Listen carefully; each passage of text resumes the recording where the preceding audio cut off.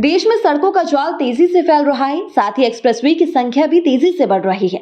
जिंदगी को रफ्तार देने वाले ये एक्सप्रेसवे छोटी सी लापरवाही के चलते मौत का हाईवे बनते जा रहे हैं। बीते दिनों ग्रेटर नोएडा से देवरिया जा रही बारात के दूल्हे की कार यमुना एक्सप्रेसवे पर टायर फटने से सड़क हादसे का शिकार हो गई। इस हादसे में 5 लोगों की मौत हो गई और 3 बाकी लोग गंभीर रूप से घायल हो गए।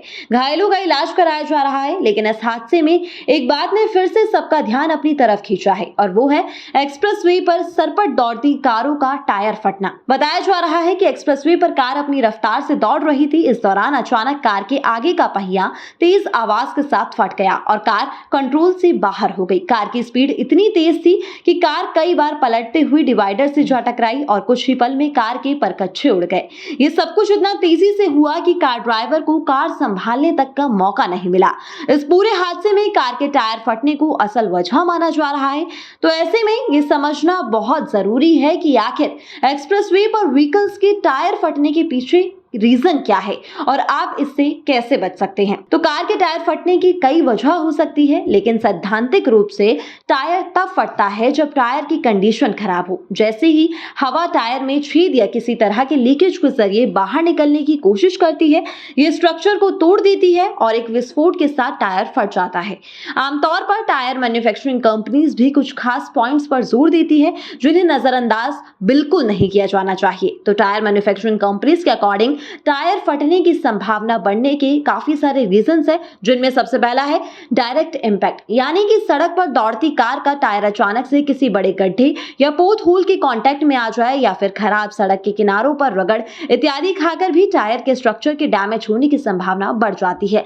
लेकिन एक्सप्रेसवे पर ये चांसेस काफी कम हो जाते हैं क्योंकि वहां की सड़कें काफी बेहतर और स्मूथ होती है। फिर है हाई टेम्परेचर। गर्मी के मौसम में टायर फटने की घटना ज्यादा सुनने और देखने को मिलती है। इसकी असल वजह है टायर का तापमान बढ़ना। चलती कार का टायर सीधे सड़क के संपर्क में रहता है और फ्रिक्शन की वजह से टायर का तापमान काफी बढ़ जाता है। इसी के साथ कम हवा, हाई स्पीड और ओवरलोडिंग के चलते भी टायर फटने के चांसेस काफी ज्यादा बढ़ जाते हैं। बता दें कि हाल ही के दिनों में देश के कई अलग अलग एक्सप्रेसवे पर से टायर फटने की घटनाएं देखने को मिली है। इसका एक मेन रीजन ये है कि एक्सप्रेसवे पर पहुंचते ही बेहतर रोड कंडीशन को देखकर कार की स्पीड बढ़ा देते हैं। जाहिर है कि तेज स्पीड टायर और रोड के बीच के फ्रिक्शन को बढ़ाता है। दूसरा रीजन ये है कि एक्सप्रेसवे को बनाने में कंक्रीट या सीमेंट का इस्तेमाल ज्यादा होता है, वहीं नॉर्मल सड़कों में बिटुमेन का इस्तेमाल किया जाता है। कंक्रीट की सड़कें टायर से फ्रिक्शन के दौरान ज्यादा हीट पैदा करती है, जो कि टायर के स्ट्रक्चर को तेजी से डैमेज करता है। ऐसे में टायर फटने के चांसेस बढ़ जाते हैं। वहीं अब बात करते हैं कि टायर को फटने से आप कैसे रोक सकते हैं। तो टायरों को हमेशा कार के मैनुअल में दिए गए निर्देशों के अनुसार स्टैंडर्ड लेवल तक हवा से भरवा कर रखें। हालांकि थोड़ी बहुत हवा कम होना चिंता का विषय नहीं है, लेकिन बहुत ज्यादा कम ना हो।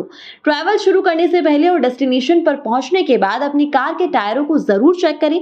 व्हीकल में ओवरलोडिंग करने से बचें, खासकर लंबी दूरी वाली यात्रा के दौरान एक्स्ट्रा पैसेंजर और लगेज दोनों को शामिल ना करें। हमेशा कार में अच्छी क्वालिटी और ब्रांडेड टायर का ही इस्तेमाल करें। कुछ पैसों की बचत के चक्कर में कभी भी लोकल टायर्स का इस्तेमाल ना करें।